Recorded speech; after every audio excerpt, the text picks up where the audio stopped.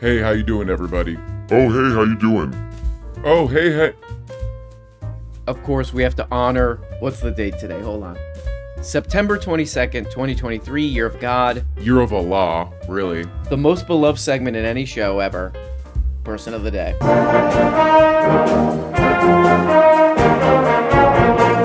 So I show up on campus in a larger crowd than I'm used to, as there are hundreds of students, Okay. many of whom, by the way, is in support of Turning Point USA. Okay. I think I probably took 200 or 300 selfies. Okay. But then there were the trans mafia. Okay, great. Very, very Calm down. outspoken group of people. Literal barking that they were doing towards me. They were not there to have a conversation. They brought musical instruments, boom, speakers, boom, megaphones to try to interrupt anything that we are going to do. And they're mentally deranged. I don't say that lightly. There is a huge mental crisis happening in this country. Here's a little taste of what we experienced yesterday at NAU. Just look at this. One of many. Play cut 58. Okay, let's check it out.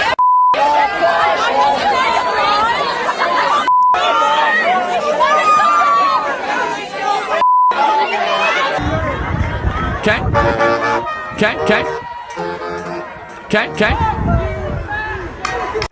That's right, one of our favorite guys to make fun of, Charlie. Boom. Charlie That is my own sperm. Kirk. Today's episode, we're going to be talking about some like media manipulation type crap. And Charlie Kirk's doing a little bit of that. He went to this college. What the hell college is it? NAU.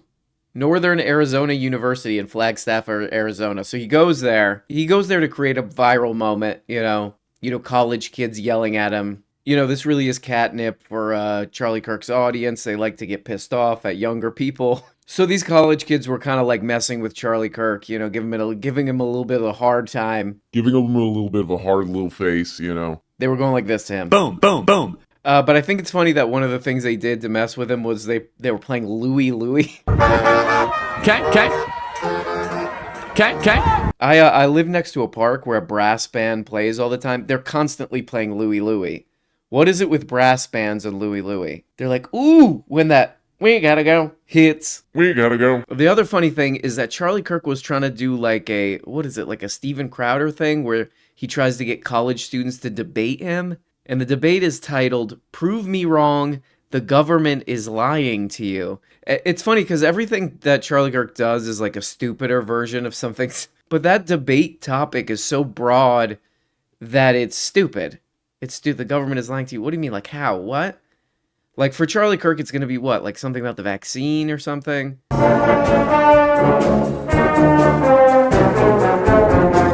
And I just got to the point where I felt like we couldn't keep having these conversations about income inequality and threats to social mobility without taking up this issue of family structure, and in particular, the class divergence in family structure head on. Okay, this might be a little bit more serious of an episode. Usually we're going like this. Oh, and we're going like this.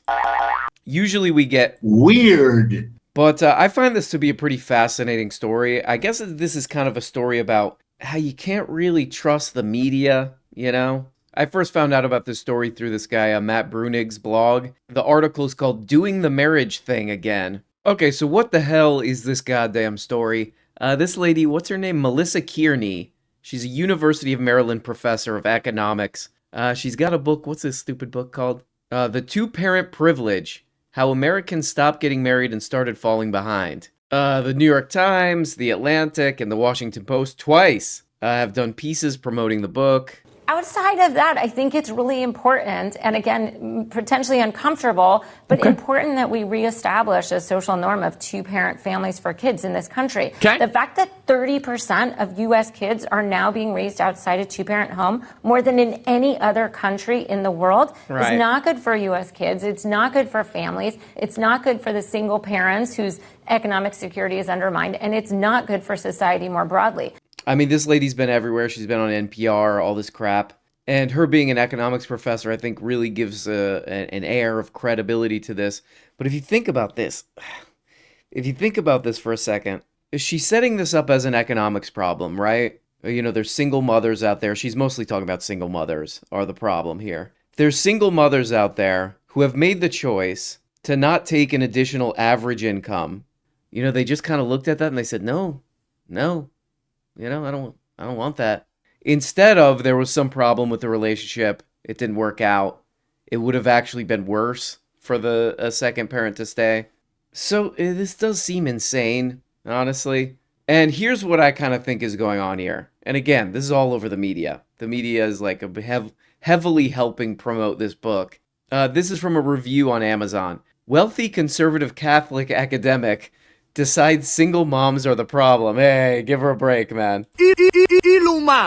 What does he have to do with this? I love you. Okay. I mean, what else is new, really? She spends ages talking about how nothing can ever solve the beating single moms take except for marriage, even though spousal beatings is exactly why a lot of them are single. You'd think no country in the world had figured out maternity leave, child stipends, high-quality universal health care, universal free or low-cost university, universal health care, labor laws, and all the things that have made life for single-parent families a normal, workable proposition there for many decades. You know what this feels like? This almost feels like somebody saying, like, no matter what, a certain percentage of marriages are not going to work out. Marriages that have kids are not going to work out. That's just going to happen. And what they're saying is, no, they have to work out. You have to stay together. Well, yeah, some of them just don't work out. What? Because it seems like the rational thing to do is come up with ways to make single parenthood easier. But her solution is, no, stay together even in a terrible marriage. Even if you're in a terrible marriage that likely won't have the benefits I'm describing of income and childcare, still stay. That's the solution. This really does strike me as just pure bullshit. You know what this actually feels like? This is actually pretty disgusting propaganda now that I think about it. Because it's basically telling single mothers, I think mostly single mothers, it's telling them, hey, if your kid doesn't turn out great, that's your fault because you didn't stay married. Even if your marriage was terrible. Even if your marriage was complete. And it was like this. Even if your marriage was complete. Toilets. Yeah, so to me, this isn't even like even a marriage story or whatever crap. Kids, having kids and all this stuff.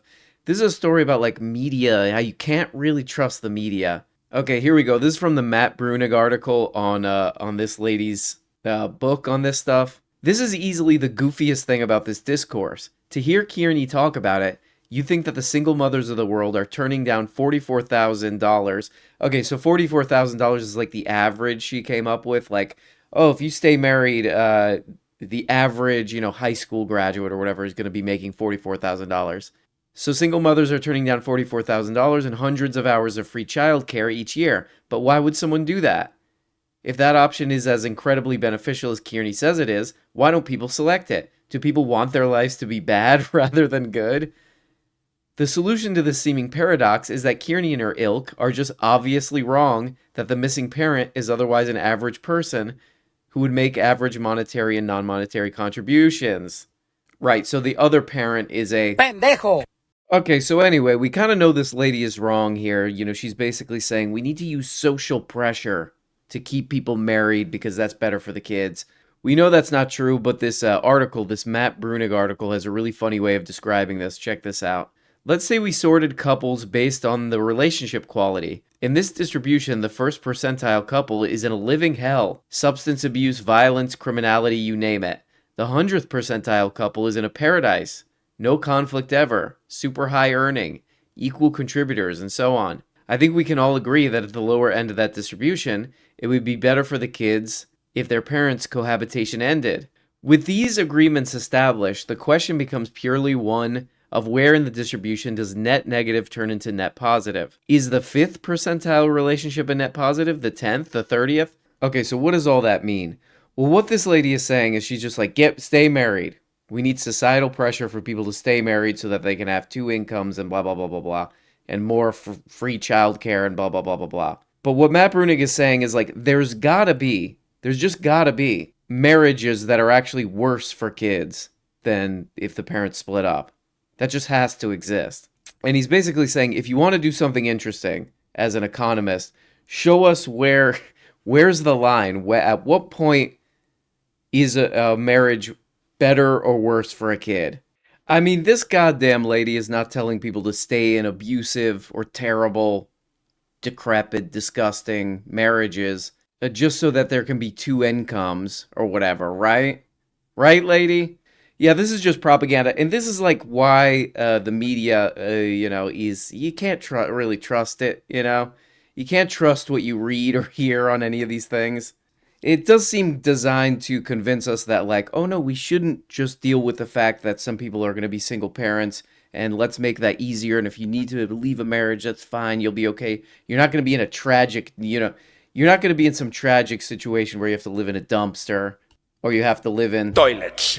That's what I kind of thought was annoying, is that this lady in these interviews that I looked at and reading her articles, I didn't see any real solid solution for keeping people married or making single parenthood easier. So I wanted to give her a suggestion called Married at First Sight. The National Married at First Sight Initiative. Okay, I gotta show this clip from Married at First Sight UK. Married at First. This guy stole his vows from the internet. I think maybe he got ChatGPT to do his vows. But listen to the audio work. Listen to the audio work on this clip. The vows that you said were interesting. I'm just wondering.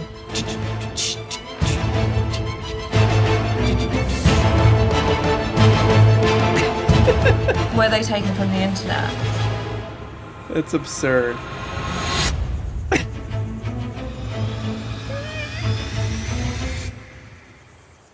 Some of it. Surely you wouldn't lie to me you about son that. of a Not bitch. all of it, I would say. Some of it was taken though. I want. Oh, you Pendejo. You took your vows from the internet, goddamn you. Okay, but whether you're married, you're a single parent, you're doing some Mormon shit, I don't know what. No matter what you got going on as a parent, there's one thing for sure, is that the internet is going to ruin your child. What'd you say? Fuck the woman! Fuck the woman! What? No, wait. Speak We up. love women. We love women. We love women. But not like transgenders. Yes, sir. We love everybody. Okay. No. All gays Yeah, should fuck die. gays. Yeah, merch. Preach. What's this guy's name here? Sneeko. Sneeko, this is one of these kind of like Andrew Tate streaming guys, and his fans seem to be 10-year-old bigots. It is kind of amazing that just wandering the earth are these people who have like zero ethical code, zero moral code. I feel like I have a moral code. Sometimes I stretch the shit a little bit, But this is just like there's nothing. You see your numbers going up on Twitch or whatever it is, and you're like, oh wow, I'm doing really great. And then when you meet these fans in real life, you find out that they're 10-year-old bigots. You should be like, okay, I'm gonna get a real job. But the fact that hasn't happened is like, okay, this is someone with no kind of ethical structure here, and that's because I'm out in Miami, ho. well, guys, it is Friday, so I'm gonna keep this one short because I gotta go do this. I gotta go hang out with TK Louis. We're gonna do some of this, and then we're gonna play. A crystal flute. So guys, please, if you're gonna get Weird. please take, where is it? Please take, Uber cars. as always, love ya. And bye-bye. Hey, guys. Guess what? You're not even getting the whole show. If you want every episode and a whole bunch of other Subscribe on Patreon. subscribe on Patreon for as little as 2 bones. Just click the stupid little link below the video in the comments. See, right there. There you go. Click it, and that, yep.